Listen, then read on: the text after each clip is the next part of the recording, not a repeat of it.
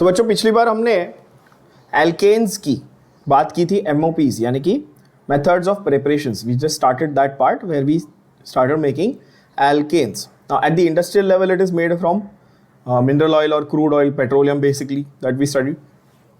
And in the laboratory the first method that we did was making alkanes from unsaturated hydrocarbons, है ना. आपने unsaturated hydrocarbon लिया, उसके अंदर क्या किया आपने, हाइड्रोजन ऐड किया यानी कि हाइड्रोजनेशन. हमने ये प्रोसेस को क्लियरली मेंशन किया था. If you all remember, we have mentioned this process as hydrogenation, where I am adding what?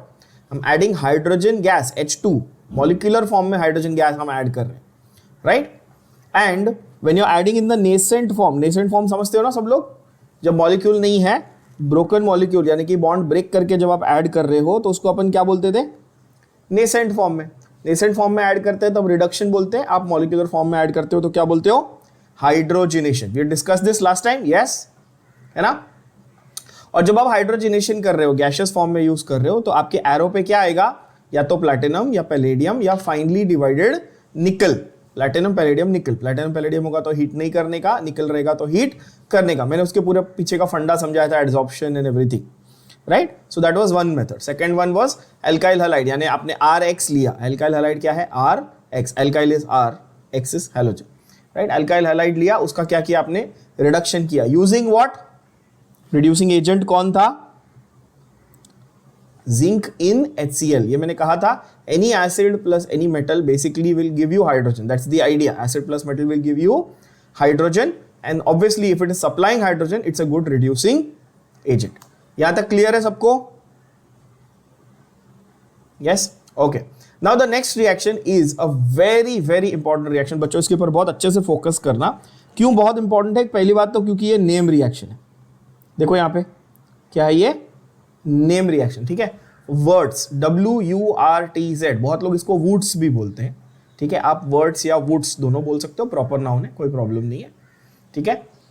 Words coupling reaction कौन सा है, next reaction, words coupling reaction, okay.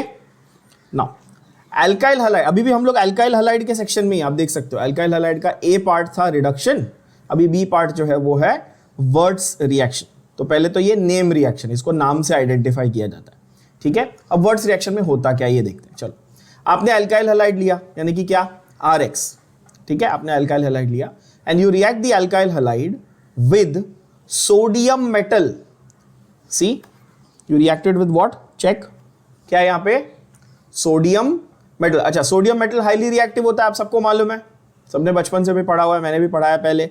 Sodium metal क्या होता है, हाईली रिएक्टिव होता है. इसलिए उसको कहाँ रखते हैं अपन, केरोसिन के अंडर रखते हैं ना, क्योंकि वो मॉइस्चर के साथ भी रिएक्ट करता है, ऑक्सीजन के साथ भी रिएक्ट करता है वो, ऑब्वियसली, राइट. तो सोडियम मेटल जो है आपका, ठीक है, वो हाईली रिएक्टिव है. वो एल्काइल हैलाइड के साथ रिएक्ट करता है in the presence of dry ether. So these two things that are marked in yellow just now are very very important. ध्यान से सुनना. Alkyl halide plus sodium in dry ether. कैसे याद रखेंगे आप वर्ड्स रिएक्शन को बच्चों, बोलो, alkyl halide with sodium in dry ether. तो जब आपको ये दो चीजें दिख जाएं, क्या, सोडियम इन ड्राई ईथर, तो आप क्या आइडेंटिफाई कर लेंगे तुरंत, क्या होने वाला है, वर्ड्स रिएक्शन होने वाला है. क्या ये बात समझ में आई. तो वर्ड्स रिएक्शन की पहचान सब बच्चों को समझ में आ गई. हाउ टू आइडेंटिफाई, क्या क्या दिखना चाहिए वर्ड्स रिएक्शन के लिए, सोडियम इन ड्राई ईथर दिखना, ड्राई ईथर, ये पहली बात तो इंपॉर्टेंट हो गई. अच्छा, तो alkyl halide, sodium metal, dry ether, clear कि ये वर्ड्स रिएक्शन है. अब इसमें होगा क्या, लेट्स ट्राई टू अंडरस्टैंड. इसमें ये होगा बॉस, ये जो सोडियम है ये तो ब्रोमीन के साथ निकल जाएगा. आपको एक बॉक्स दिख रहा होगा, सोडियम, दो सोडियम है दो ब्रोमीन है, तो NaBr निकल गया, खत्म हो गई बात. क्योंकि सोडियम का हैलोजन के लिए अच्छा अफिनिटी है. पूछो क्यों, सोडियम स्ट्रॉन्ग मेटल है, हैलोजन स्ट्रॉन्ग नॉन मेटल है, दोनों की आपस में अफिनिटी है. सोडियम हैलोजन को लेके निकल गया. अब क्या बचा ये बताओ. देखो यहां पे CH3 बचा, यहां पे CH3 बचा, करेक्ट है. और CH3 क्या हो गए, ज्वाइन हो गए. अब समझा इसको, ये वर्ड क्यों यूज किया, कपलिंग. क्यों, इधर का एल्काइल और इधर के एल्काइल की क्या हो गई, कपलिंग हो गई, साथ में आ गए ना, करेक्ट बात है. सो कपलिंग रिएक्शन हुआ. इसीलिए इसको हम लोग वर्ड्स कपलिंग रिएक्शन कहते हैं। अच्छा, प्रोडक्ट क्या बना? जैसे आपने मिथाइल लिया था तो मिथाइल मिथाइल मिला के क्या बन गया? CH3 मतलब C2H6। What is C2H6? Right, C2H6 is ethane of course, and we are doing methods of preparation of alkane. बनाना एल्केन अपना, करेक्ट, पर कैसा एल्केन बना, ये एक सवाल है। तो सर आप ऐसा बोलोगे कि सर ये जो आपने जो अल्काइल हैलाइड से शुरू किया था ना, एक कार्बन के अल्काइल हैलाइड से शुरू किया था ना, तो 2 कार्बन का एल्केन बन गया। मतलब कि क्या मैं बोल सकता हूं कि कार्बन नंबर यूजुअली डबल हो जाएगा? ऐसा एग्जांपल लेके मैं बोल सकता हूं कि कार्बन नंबर, अगर आपने एक कार्बन के अल्काइल हैलाइड से शुरू किया था तो वो कार्बन नंबर क्या होने वाला है? फाइनल प्रोडक्ट में क्या होने वाला है? डबल होने वाला है। तो ये वर्ड्स की पहचान है, वर्ड्स रिएक्शन की ये पहचान है कि आपका जो ओरिजिनल रिएजेंट आपने अल्काइल हैलाइड जो लिया था उससे क्या हो जाएगा? आपका कार्बन नंबर यूजुअली, अब मैंने यूजुअली ये वर्ड बोला क्योंकि इसके सारे वेरिएशंस मैं अभी आपको सिखाने वाला हूं, ठीक है? यूजुअली उसका कार्बन नंबर क्या हो जाएगा बच्चों? डबल हो जाएगा, ठीक है? अब जरा इसके वेरिएशंस देख लेते हैं हम लोग। तो हमने अल्काइल हैलाइड्स का रिडक्शन कर लिया था last time, that was A. Now B is alkyl halide,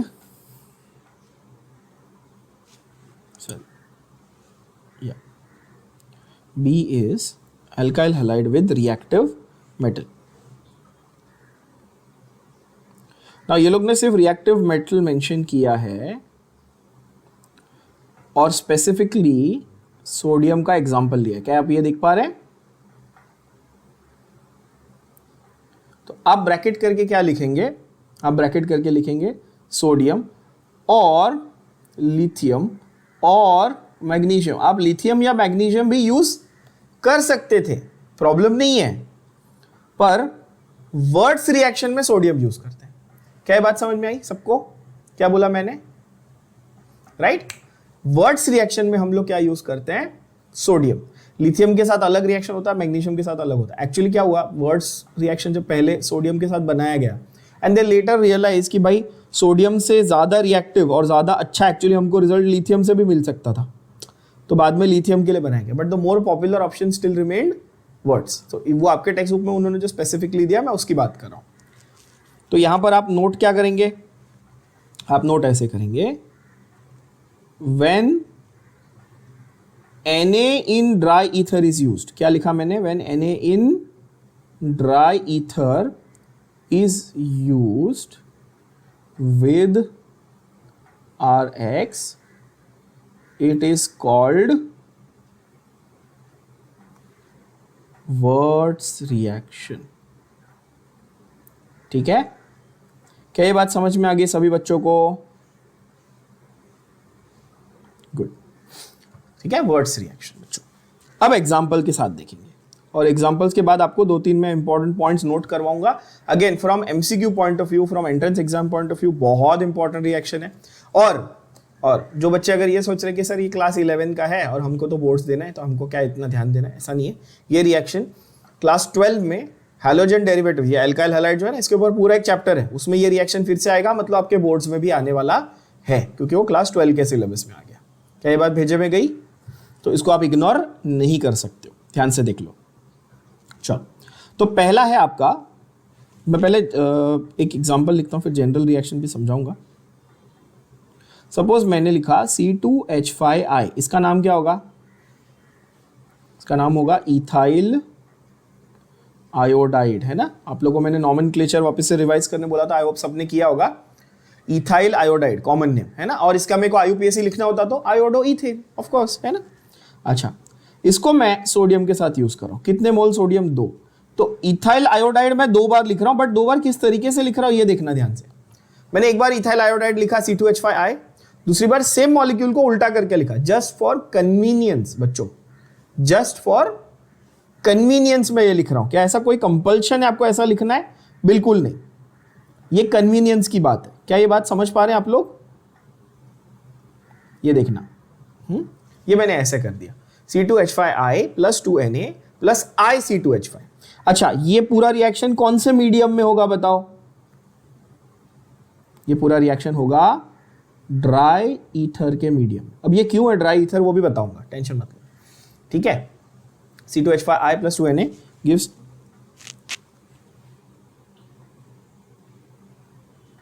तो ये बॉक्स कर दिया, क्या होगा, NaI निकल जाएगा, कितने मोल्स बताओ, NaI कितने मोल्स निकलेगा, 2 मोल्स निकल जाएगा, बरोबर है। तो बचा क्या, C2H5 और C2H5, yes, C2H5 and C2H5 will become C4H10 which will be nothing but butane, simple.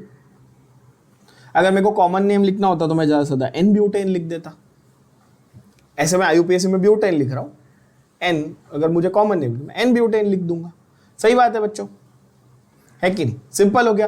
तो क्या आपने ये ऑब्जर्व किया कि जिस अल्काइल हैलाइड से आपने शुरू किया था इथाइल, इसमें कितने कार्बन थे, इसमें 2 कार्बन थे, और प्रोडक्ट आपका जो एल्केन बना इसमें कितने थे, 4 कार्बन थे। तो क्या आपने ऑब्जर्व किया कि ये डबल हुआ, बोलो हाँ या ना, ठीक है, बहुत इजी।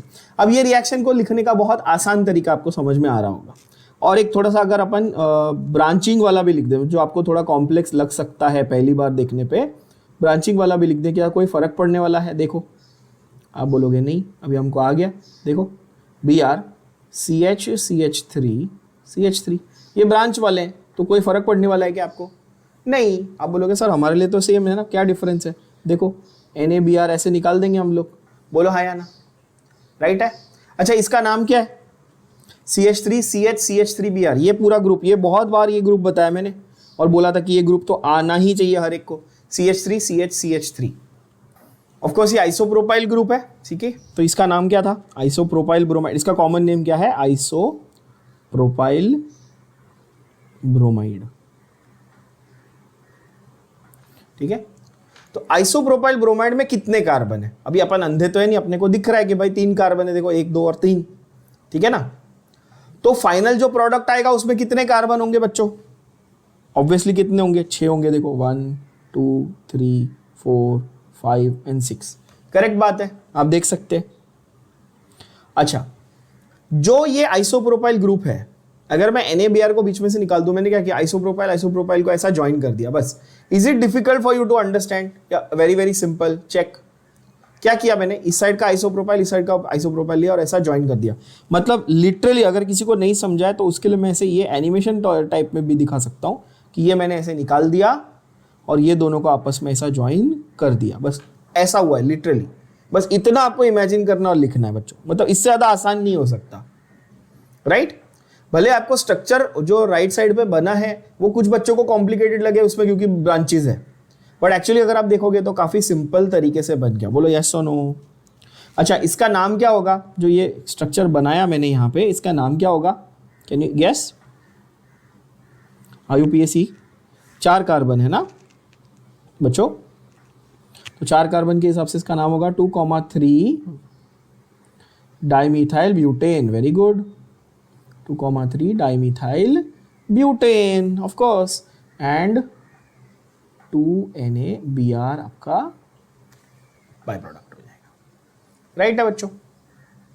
तो इसीलिए जनरल रिएक्शन अब आपको याद आएगा, ऐसा लिखा हुआ था RX प्लस Na 2 बार प्लस XR गिव्स RR, है ना, और 2NaX। क्या ये बात समझ में आ गई, इस तरह से जनरल रिएक्शन लिखा हुआ था। तो आपने जनरल रिएक्शन तो ठीक है, बट आपने साथ में एग्जांपल्स लिखे। और एक चीज ऑब्जर्व करना, मैंने ऑड नंबर से चालू किया था, अच्छा ठीक है, यहाँ पे देखते हैं, यहाँ पे मैंने 2 कार्बन से चालू किया था, मुझे 4 मिले थे, यहाँ पे मैंने 3 कार्बन से चालू किया था, मुझे 6 मिले थे। अगर मैं 4 कार्बन से चालू करता हूँ मुझे क्या मिलते हैं, 8, है ना। मैं 5 कार्बन से चालू करता हूँ मुझे क्या मिलते हैं, 10। तो क्या मैं ऐसा बोल सकता हूँ कि वर्ड्स रिएक्शन में ज्यादातर आपको इवन नंबर ऑफ कार्बन वाले एल्केन मिलेंगे, बोलो हाँ कि ना, हाँ, क्या ये रूल भी आपको समझ में आ गया, आप बोलोगे हाँ ऑब्वियस है सर, सीधी बात है, मैथ्स का तो ये प्रिंसिपल है कि भाई हम किसी भी नंबर को डबल करेंगे तो वो इवन ही होगा, भले वो स्टार्टिंग में नंबर ऑड था या इवन था फर्क नहीं पड़ता, डबल करने पे तो इवन ही होगा ना, यही तो रूल है मैथ्स का। तो वो रूल यहाँ पे लगा के देखो तो आपको पता चलेगा कि भाई यहाँ पे जो प्रोडक्ट बन रहा है वो इवन नंबर ऑफ कार्बन वाला एल्केन बन रहा है ना बच्चों। अब एक चीज यहाँ पे देखना जरा, ठीक है, अब थोड़े से नोट जो है ये आपके ये जैसा मैंने कहा आपको क्लास 12 में भी बहुत काम आएंगे, एंट्रेंस एग्जाम में भी बहुत काम आएंगे, ठीक है ना। ये यहाँ पे दिए हुए नहीं इतने डिटेल में, बट मैं बता रहा हूँ, वर्ड्स के ऊपर पूरा पूरा एक लेक्चर हो सकता है सिर्फ अकेले एक रिएक्शन पे देखा जाए तो। चलो, तो नोट में, नोट का पॉइंट नंबर 1 आप नोट करिए। आई होप सारे बच्चे लिख रहे हैं प्रॉपरली नोट्स को साथ में ही। हाँ, नोट का पॉइंट नंबर 1 आप नोट करिए, देखिए सब बच्चों कि भाई यूजुअली और preferred for making higher alkanes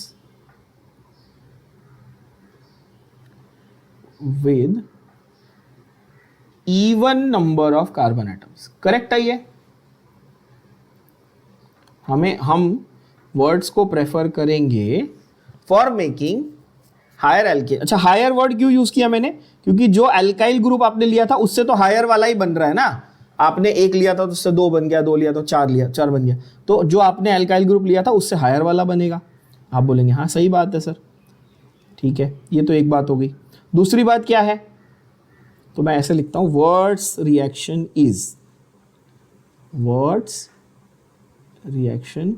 is RXN is the standard abbreviation for the word reaction, ठीक है ना। Words reaction is preferred for making higher alkanes with even number of carbon atoms। तो क्या इसका मतलब ये हुआ बच्चों कि मैं इससे ऑड नंबर वाला बना ही नहीं सकता? तो इसका मेरा सवाल ये है, ध्यान से सवाल को सुनना, मैंने क्या बोला। तो क्या इससे आपने ये कंक्लूजन निकाला कि मैं वर्ड्स रिएक्शन यूज करके ऑड नंबर वाला बना ही नहीं सकता हूं? नहीं भाई, बना सकता हूं, लेकिन उसमें प्रॉब्लम क्या आएगी जरा ये समझना। ठीक है ना। और इसलिए वो मैंने प्रेफर्ड वर्ड लिखा। प्रेफर्ड की अगर ऑड नंबर वाला बनता ही नहीं तो मैं क्या वर्ड लिखता कि कंपल्सरीली इवन नंबर वाला ही बन रहा है, ऐसा लिखता ना मैं। प्रेफर्ड वर्ड थोड़ी लिखता फिर। करेक्ट है, चॉइस है ना मेरे पास। अच्छा, चॉइस क्या है जरा देखना ध्यान से। If a mixture of alkyl halides is used, क्या समझे आप? If a mixture of alkyl halides is used, a mixture of alkanes are formed। अगर आप रिएक्टेंट्स में अलग अलग एल्काइल हैलाइड यूज करेंगे बच्चों, तो प्रोडक्ट्स में भी आपको अलग अलग एल्केन्स मिलेंगे। ये तो लॉजिकल और कॉमन सेंस वाली बात हो गई। मैंने रिएक्टेंट्स में मिक्सचर लिया तो मेरे को प्रोडक्ट्स में भी मिक्सचर मिलेगा। करेक्ट बात है, आप बोलेंगे हाँ सही है ना। तो if a mixture of alkyl halides is used, a mixture of alkanes is obtained. आप बोलेंगे ठीक है,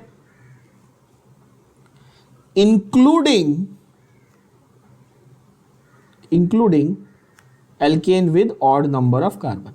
क्या ये समझ में आया? ऑड नंबर वाला बनाएंगे तो अकेला बनेगा क्या?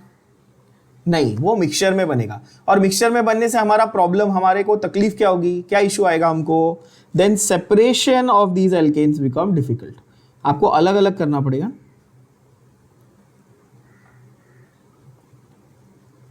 तो आपको अलग करना पड़ेगा तो फायदा क्या हुआ? प्रोडक्ट आपको प्योर नहीं मिलेगा। हेंस हम लोग ये यूज इसलिए प्रेफर्ड नहीं है, ऑड नंबर वाला बनाने के लिए ये प्रेफर्ड नहीं है। तो तुरंत अभी ऑब्वियसली सब बच्चों के दिमाग में सवाल आएगा, सर एग्जाम्पल दो। तो एग्जाम्पल भी देंगे भाई, तो एग्जाम्पल देते हैं। देखो, सपोज मैंने CH3Br plus 2Na plus C2H5Br ऐसा ले लिया, समझो। ठीक है बच्चों, मेरे को 2 मोल एल्काइल हैलाइड लेना था ना। अभी तक मैं क्या कर रहा था? सेम एल्काइल हैलाइड के 2 मोल ले रहा था। करेक्ट बोल रहा हूं? अभी तक मैंने जो एग्जांपल लिए, देखो मैंने सेम एल्काइल हैलाइड के 2 मोल लिए थे। तो क्या कंपलसरी थोड़ी था, मैं अलग अलग भी तो ले सकता था। मैंने लिया ना मिक्सचर ऑफ एल्काइल हैलाइड्स। ये क्लियर दिख रहा होगा सबको आपकी स्क्रीन पे, अपनी अपनी स्क्रीन पे आपको दिख रहा है। अब आप बोलेंगे कि ठीक है, यहां से NaBr निकाल दो। अब देखो क्या जुड़ने वाला है, CH3 का डबल होगा कि CH3 C2H5 के साथ जुड़ रहा है। देखो जरा, क्या आपने नोटिस किया बच्चों? तो एरो पे क्या लिखा? Dry ether. और अब आप बोलेंगे ठीक है सर, CH3 और C2H5, तो अब ऑड नंबर वाला मिला कि नहीं मिला? टोटल कितने मिले बताओ? C3H8। कौन सा मिला? ये प्रोपेन मिला। कौन सा मिल गया? ये प्रोपेन। ये कौन सा था? ये मिथाइल ब्रोमाइड था। ये एमसीक्यू में बड़ा पॉपुलर क्वेश्चन है। ये क्या है? ये इथाइल ब्रोमाइड है।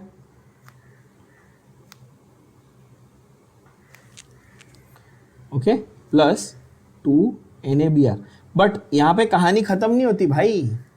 अब कहानी ये है, क्या बोलोगे, हाँ ठीक है सर ऑड नंबर वाला मिल तो गया, प्रॉब्लम क्या है? प्रॉब्लम ये है कि ये जो मिथाइल ब्रोमाइड है ना, ये सेल्फ कपलिंग भी करेगा। सेल्फ कपलिंग मतलब ये मिथाइल, अच्छा आपने क्या एक मॉलिक्यूल, ऐसे एक मॉलिक्यूल आप उठा के ऐसा अल्ट्रा माइक्रोस्कोपिक लेवल पे जाके एक मॉलिक्यूल उठा के तो आपने डाला नहीं है मिथाइल ब्रोमाइड का, आपने तो पूरा मोल डाला है, बरोबर है ना? मोल में कितने हैं? 6.023 इंटू 10⁻23 मॉलिक्यूल, उतने मॉलिक्यूल है, एवोगैड्रो नंबर। तो CH3Br के तो और भी मॉलिक्यूल प्रेजेंट होंगे, है ना? तो होगा ये कि भाई ये भी सेल्फ कपलिंग कर लेगा। ये क्या कर लेगा? सेल्फ कपलिंग कर लेगा। C2H5 भी सेल्फ कपलिंग कर लेगा और फिर ये दोनों क्रॉस कपलिंग करेंगे। ये क्या है? ये क्रॉस कपलिंग है ना। मिथाइल और इथाइल अलग अलग थे, अलग अलग एल्काइल ग्रुप मिले थे, तो ये क्या थी? ये क्रॉस कपलिंग थी। क्या ये बात समझ में आ रहा है आपको? कपलिंग तो होगी लेकिन कौन सी वाली? क्रॉस वाली हो रही है, ठीक है, बट पहले क्या होगी? पहले सेल्फ कपलिंग होगी। यानी कि ये जो मिथाइल वाला था क्या वो इथेन भी बना देगा? ये जो मिथाइल ग्रुप था क्या वो डबल होके इथेन बना देगा? आप बोलोगे हाँ। और जो इथाइल ग्रुप था क्या वो डबल होके ब्यूटेन बना देगा? आप बोलोगे हाँ। यानी कि आपको मिक्सचर किसका मिला? 3 अलग अलग एल्केन का मिक्सचर मिला, तो आपको प्योर प्रोडक्ट मिल पाया क्या ऑड नंबर वाला? नहीं, आपको मिला मिक्सचर। बोलो हाँ कि ना? तो इथेन और ब्यूटेन। तो अब अगर मैं आपको MCQ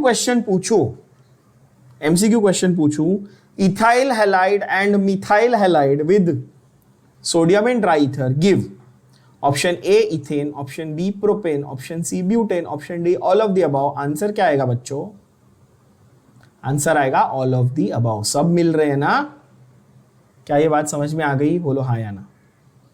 क्लियर, एकदम क्रिस्टल क्लियर, बढ़िया। तो आपको पॉइंट्स भी समझे, उसके वेरिएशन समझ में आएगी। बच्चा ऑड नंबर वाला बनाने की कोशिश करेंगे तो क्या प्रॉब्लम आएगी, ऑड नंबर वाला क्यों नहीं बनाना है, इवन नंबर वाला प्रेफर क्यों करना है, डबल नंबर क्यों बन रहा है, ऐसा क्यों बोलते कि डबल नंबर, यहाँ पे डबल थोड़ी हुआ, यहाँ पे तो सिर्फ ऐड हुआ CH3 और C2H5, लेकिन बाकी का डबल हुआ ना, बाकी का सेल्फ कपलिंग हुआ तो डबल हुआ। क्या ये बात समझ में आ गई? तो वर्ड्स की पहचान क्या थी? सोडियम एंड ड्राई था। अच्छा ड्राई क्यों? क्योंकि मॉइस्चर होगा तो सोडियम मॉइस्चर के साथ रिएक्ट कर लेगा, हेंस ड्राई। और ईथर होने की वजह से क्या होता है कि भाई ईथर एक इनर्ट मीडियम प्रोवाइड करता है। ईथर जब आगे हम लोग करेंगे, वैसे ROR- फंक्शनल ग्रुप मैंने आपको सिखाया है। ईथर क्या होता है? ROR- फंक्शनल ग्रुप होता है ना बच्चों।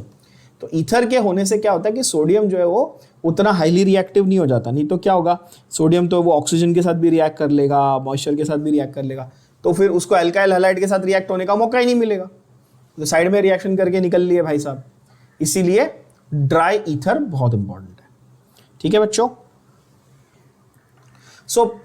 सोडियम के साथ करते थे। अब फिर later better methods were found such as magnesium and lithium भी हैं, हम लोग कर सकते हैं। उसके बाद हमारा बनता है एल्काइल मैग्नीशियम हैलाइड। क्या?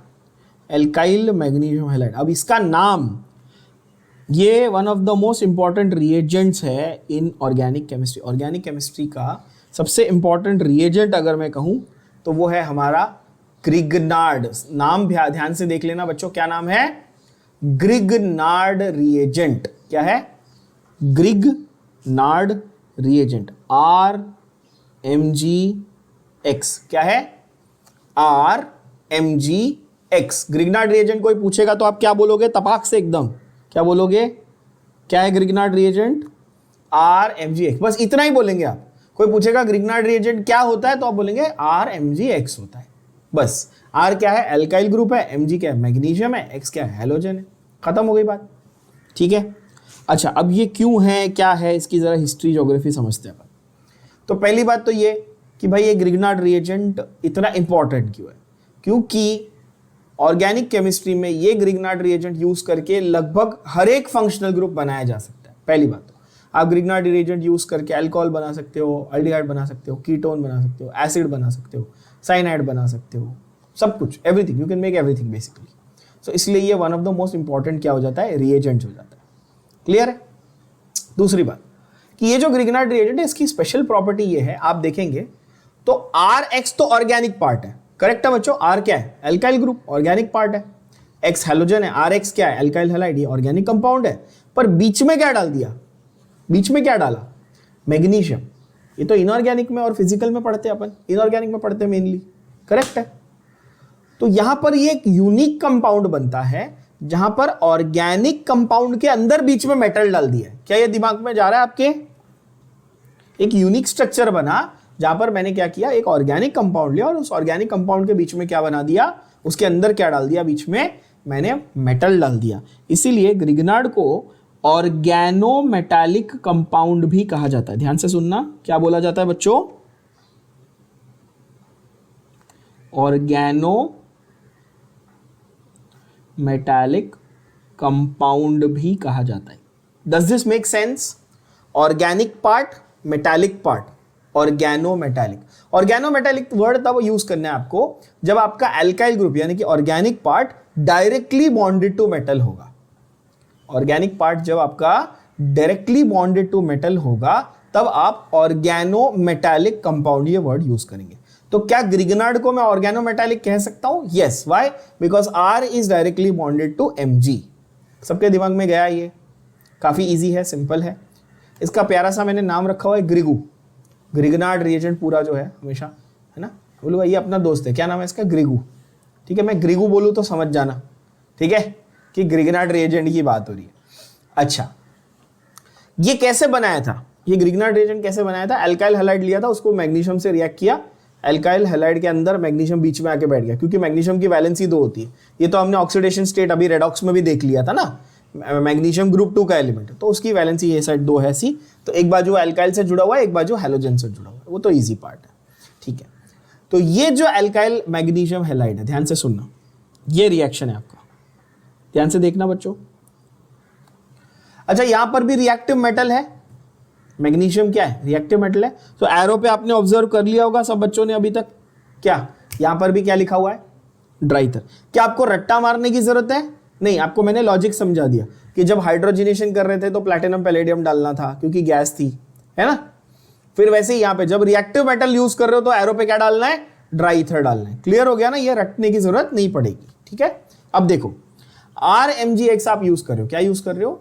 RMgX आप यूज कर रहे हो, उसको सिर्फ आप क्या करो, वाटर के साथ रिएक्ट करो, बेसिक ग्रिग्नार्ड रिएजेंट ले लो RMgX, उसके अंदर क्या डाल दो?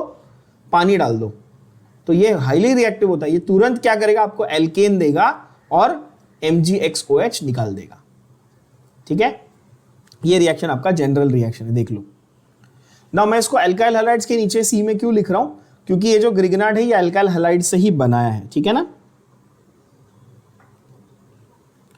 यूजिंग ग्रिग्नार्ड रिएजेंट, आप हेडिंग ऐसे लिखेंगे, using Grignard reagent plus water to give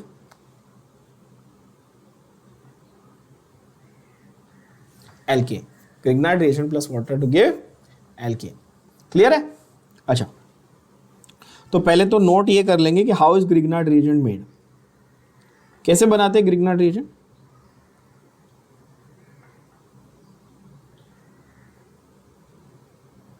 ये अलग से नोट कर लेंगे आप, कैसे बनाते हैं। RX लिया, मतलब एल्काइल हैलाइड लिया, उसको मैग्नीशियम के साथ रिएक्ट किया, क्या बनेगा? RMgX, सिर्फ मैग्नीशियम को बीच में लगा दिया। ठीक है, RMgX मिल गया, ये तो अलग बात है। अब आते हैं हम लोग हमारे एग्जांपल्स पे बच्चों। सपोज मैंने मिथाइल मैग्नीशियम ब्रोमाइड लिया, क्या लिया? मिथाइल मैग्नीशियम ब्रोमाइड, करेक्ट है। इसको किसके साथ रिएक्ट करना है? वाटर के साथ। अब वाटर को मैं ऐसे लिख रहा हूं, देखो HOH, H2O नहीं लिख रहा हूं, कैसे लिख रहा हूं वाटर को? नोट किया सबने? वाटर को कैसे लिखा हमने? HOH लिखा। ठीक है, पोलर है। ठीक है, तो यहां पर क्या करना है आपने? एक मिनट, मैं ऐसे लिखता हूं, HOH ऐसे लिखता हूं। यहां पर क्या करना है? MgBrOH ऐसे निकल जाएगा, MgBrOH निकल। अब क्या बचा बताओ? CH3 और क्या बच गया? H। CH3 और H मतलब CH4, सीधी बात है। तो Mg में एक Br इधर लगाया था और एक OH इधर लगा दिया, तो Mg का भी 2 वैलेंसी कंप्लीट हो गया। Br माइनस होता है, OH माइनस होता है, Br और OH ऐसे लगा दिया, ठीक है। तो क्या बन गया यहाँ पे, मीथेन बन गया। क्या बन गया, मीथेन बन गया, एकदम सिंपल, क्लियर।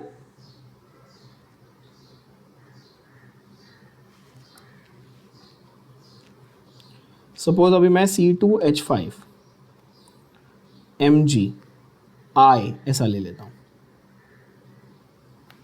क्या होगा यहाँ पे, ये जितनी बार आप रिपीट कर करके लिखेंगे रिएक्शंस को, भले आपको ये अभी जब मैं सिखाता हूं और समझाता हूं ना, तो आपको ओवर कॉन्फिडेंस आएगा कि हाँ ये इजी तो है, इसमें करना क्या है, ये यहाँ से निकालना है, यहाँ डालना है। ये जो ओवर कॉन्फिडेंस है ना, ये बहुत डेंजरस हो जाएगा एग्जाम के दिन, क्योंकि अभी आप स्क्रीन पे देख रहे हो, मैं आपको समझा रहा हूँ, स्टेप बाय स्टेप जा रहे हैं तो समझ में आएगा।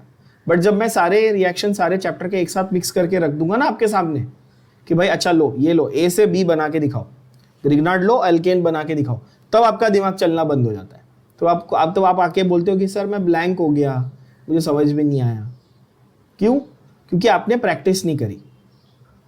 ऑर्गेनिक केमिस्ट्री में अगर आप लिख लिख कर प्रैक्टिस, देखो मैं आपको कोई भी चीज़ रटने को नहीं बोल रहा हूँ, मैं तो हर एक चीज़ के पीछे का लॉजिक समझा रहा हूँ, कॉन्सेप्ट समझा रहा हूँ, करेक्ट है। पर आपको ये रियलाइजेशन बहुत ज़रूरी है बच्चों कि कॉन्सेप्ट समझने के बाद भी, in spite of understanding all the concepts, all the fundas, if you do not sit and actually practice with many variations, you are not going to remember it in the exam. Is that understood? ये ऐसे होता है जैसे हम लोग जब छोटे थे ना, तो हम सबको शौक था कि हम सचिन तेंदुलकर बनेंगे। वो इंडिया के हर लड़के को एक शौक होता है कि जैसे मैं था तो मुझे लगता था, तो मैं जब देखता था कि हाँ सचिन ऐसे, वो कमेंट्री पे डिस्क्राइब करते थे कि हाँ एल्बो ऐसे पकड़ना है, बैट ऐसे स्ट्रेट रखना है, ये हो गई स्ट्रेट ड्राइव। तो हमको लगता था हाँ कितना इजी है, ऐसे पैर आगे लेना है, ऐसे बॉल मारना है और ऐसे खत्म। आपके साथ भी हुआ होगा ऐसा, जो आप देखते हो टीवी में, तो आपको लगता है हाँ क्या ही है, बॉल आएगी, एक पैर आगे लूंगा और ऐसे कवर ड्राइव मार दूंगा। बट जब आप ग्राउंड में जाते हो, आपके साथ क्या होता है, सच बताना। आपका पैर आगे आता है, बैट आगे आता है और बॉल निकल जाती है और आप क्लीन बोल्ड हो जाते हो। होता है ना आपके साथ, एटलीस्ट मेरे साथ तो बहुत हुआ है ना। वो क्यों होता है? क्योंकि आपको लगा कवर ड्राइव देख के सीखी जा सकती है ना। सचिन की स्ट्रेट ड्राइव, विराट कोहली की कवर ड्राइव हम देख लेंगे तो हमको आ गई। बट ऐसा होता है क्या रियल लाइफ में, बताओ? नहीं ना। वो देखने से नहीं आएगा, वो समझ में आ गया, हाँ ये स्टेप है, स्टेप नंबर 1 है, पैर आगे लेना है, फिर बैट आगे लेना है, फिर मार देना। ये स्टेप सिर्फ देखने में अच्छा लगता है, बट जब तक आप उसको 10,000 बार प्रैक्टिस नहीं करोगे, तब तक आप उसको वहां पर एग्जीक्यूट नहीं कर पाओगे। ये अंडरस्टैंडिंग और ये मैच्योरिटी अगर आपके अंदर नहीं है, तो फिर आप एग्जाम में कभी स्कोर नहीं कर पाओगे। ये समझो, क्या ये बात आपके दिमाग में जा रही है? राइट? चलो, तो यहां पर वापस से हमारा सेम हुआ फंडा, MgIOH हमने निकाल दिया और क्या बना, प्रोडक्ट क्या बना बताओ? C2H6 बन गया एल्केन, ये हुआ इथेन। कितने कार्बन है वो देख लेना है, आपका आंसर ऑटोमेटिकली आ जाएगा, कुछ भी इसमें रॉकेट साइंस नहीं है। MgIOH, ठीक है। Now there are many other methods of making alkanes also, but these are the basic ones that are given in your textbook. चलो ये भी सारे बच्चे लिख के ले लेंगे फटाफट। अच्छा, ग्रिग्नार्ड को इतना इंपॉर्टेंस क्यों है, या ग्रिग्नार्ड अच्छा क्यों है, या ग्रिग्नार्ड के बारे में और क्या इंपॉर्टेंट पॉइंट्स है, ये यहाँ पर डू यू नो करके जो ब्रैकेट लिखा हुआ है, जो बॉक्स लिखा हुआ है, उसमें भी आपको कुछ अच्छे पॉइंट्स दिए हुए, देख लेना एक बार। मैग्नीशियम जो है वो यूज हो जाता है ऑब्वियसली, सीधे कॉमन सेंस की बात है, ठीक है। ग्रिग्नार्ड में नो हीटिंग इज रिक्वायर्ड, क्यों? क्योंकि ये हाईली एक्सोथर्मिक है, ये बहुत रिएक्टिव है, रिएक्टिव मेटल है ना यार, मैग्नीशियम बहुत रिएक्टिव है, ठीक है। Alkyl group remains as it is, है ना, जैसे CH3 C2H5 जो भी था वो है, और वो साथ में अपना उसने मैग्नीशियम से बॉन्डिंग कर ली, और उसके बाद जब आप उसको वाटर के साथ रिएक्ट करोगे तो वो अपना एल्केन बना के निकल भी जाएगा, कोई टेंशन नहीं। And dry and inert conditions are required, क्यों? क्योंकि भाई अगेन वही फंडा है ना कि ये मॉइस्चर के साथ भी रिएक्ट करता है और सब, तो बहुत सादा ये रिएक्शन करता है मॉइस्चर के साथ में खास करके। So that is why dry ether बार बार मैं बोलता हूँ, क्योंकि वो मॉइस्चर नहीं चाहिए। अगर मॉइस्चर आएगा तो ग्रिग्नार्ड क्या करेगा, वो रिएजेंट को छोड़ के मॉइस्चर के साथ रिएक्ट करने लगेगा, तो अपना रिएक्शन होगा ही नहीं। सही बात है ना, है कि नहीं? चलो अगला फंडा आते हैं हम लोग, अगला छोटा सा कॉन्सेप्ट है जो है physical properties of alkanes. Physical properties of alkane, एमओपीज कंप्लीट हो गए, अभी आते हैं फिजिकल प्रॉपर्टीज। तो सबसे पहला है polarity. What do you mean by polarity? किसी भी कोवैलेंट कंपाउंड में, किसी भी, सपोज एक कोवैलेंट कंपाउंड है ए बी, सपोज एक कोवैलेंट कंपाउंड है ए बी, तो अपन कोवैलेंट कंपाउंड के ऊपर जनरली चार्ज नहीं लिखते अनलेस वो कोई आयन या रेडिकल है। जैसे सल्फेट के ऊपर आप 2- चार्ज लिखते हो, वो एक आयन है या रेडिकल है फॉर एग्जांपल। बट जैसे आपको मैं बोलूँ कार्बन डाइऑक्साइड है ना, कार्बन मोनोऑक्साइड, मीथेन, इनके ऊपर आप चार्ज, या अमोनिया, इनके ऊपर चार्ज लिखते हो क्या? नहीं, इनको आप कैसा ट्रीट करते हो? इनको आप न्यूट्रल की तरह ट्रीट करते हो। करेक्ट है बच्चों? इनको आप न्यूट्रल की तरह ट्रीट करते हो। करेक्ट बात है ना? बहुत बेसिक में जा रहा हूं, देखना एकदम बेसिक। तो आप बोलेंगे हाँ सर हम लोग इसको न्यूट्रल की तरह ट्रीट करते हैं, बट असलियत क्या है, रियलिटी क्या है कि कुछ थोड़ी बहुत पोलैरिटी एग्जिस्ट करती है कंपाउंड में। इवन दो आपको बाहर से देख के ऐसा लगेगा कि कंपाउंड कैसा है, कंप्लीटली न्यूट्रल है, पर उसके अंदर पार्शियल चार्जेस एग्जिस्ट करते हैं। क्या एग्जिस्ट करता है? पार्शियल चार्जेस एग्जिस्ट करते हैं। एक एग्जांपल लेते हैं हम लोग, जैसे कि CH3Cl, मिथाइल क्लोराइड, ठीक है। तो आप बोलोगे sir methyl chloride covalent compound है और ये पूरा का पूरा न्यूट्रल है। अग्रीड, हर एक यही बोलता है, हर बच्चा यही बोलेगा हाँ मिथाइल क्लोराइड है, न्यूट्रल है। पर रियलिटी क्या है? रियलिटी ये कि भाई ये जो क्लोरीन है इसके ऊपर पार्शियल नेगेटिव चार्ज है और कार्बन के ऊपर पार्शियल पॉजिटिव चार्ज है।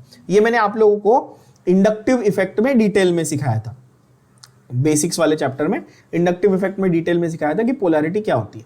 क्लोरीन क्या करता है? अपने इलेक्ट्रॉन्स, इन जो बॉन्ड पेयर के इलेक्ट्रॉन्स है उनको थोड़ा अपनी तरफ खींच के रखता है, तो उसकी वजह से उसके ऊपर पार्शियल नेगेटिव चार्ज आ जाता है और मिथाइल के ऊपर क्या हो जाता है? पार्शियल पॉजिटिव चार्ज आ जाता है। करेक्ट बात है बच्चों? तो इसको हम लोग बोलते हैं पोलैरिटी। अब सवाल ये कि एल्केन्स में पोलैरिटी दिखती है क्या? तो एल्केन्स में पोलैरिटी नहीं दिखती। क्यों? क्योंकि कार्बन और हाइड्रोजन, एल्केन्स में क्या है? कार्बन है, हाइड्रोजन है, उन दोनों के बीच में इलेक्ट्रोनेगेटिविटी का डिफरेंस नहीं है। दोनों की इलेक्ट्रोनेगेटिविटी ऑलमोस्ट सेम है। जब डिफरेंस नहीं है तो कोई एक जन इलेक्ट्रॉन खींच नहीं पाएगा, इसलिए कोई पोलैरिटी डेवलप नहीं होगी। किसी को अगर किसी बच्चे को थोड़ा ओवर एक्स्ट्रा मतलब समझो इंफॉर्मेशन चाहिए, ठीक है, तो उनके लिए मैं बता दूं electronegativity values of carbon and hydrogen. Carbon is 2.5 and hydrogen is 2.1, ठीक है। तो ऑलमोस्ट मतलब कि बहुत ज्यादा डिफरेंस नहीं है, 0.4 का डिफरेंस है और 0.4 के डिफरेंस में क्या होता है? पोलैरिटी नहीं बनती, पोलैरिटी नहीं बनती, ठीक है। दस these are non-polar covalent bonds, that is why non-polar compound, alkanes are non-polar। तो जब नॉन पोलर है तो इनके बीच में इलेक्ट्रोस्टैटिक अट्रैक्शन नाम की कोई चीज तो होगी नहीं, क्योंकि पॉजिटिव नेगेटिव ही नहीं है, राइट। आपने फिजिक्स में पढ़ा होगा पॉजिटिव और नेगेटिव के बीच में क्या होता है? इलेक्ट्रोस्टैटिक अट्रैक्शन होता है। अब यहां पे तो नहीं है नॉन पोलर, तो नॉन पोलर में कौन से फोर्सेस होते हैं जो मॉलिक्यूल्स को साथ में पकड़ के रखेंगे? तो वो होते हैं वीक फोर्सेस, बेसिकली हम लोग उनको लंडन डिस्पर्शन फोर्सेस बोलते हैं, ठीक है, and van der Waals forces, van der Waals forces and London dispersion forces, ये सब वीक फोर्सेस होते हैं। बेसिकली ये क्या होते हैं? ये वीक फोर्सेस होते हैं जो इन मॉलिक्यूल्स को साथ में पकड़ के रखेंगे।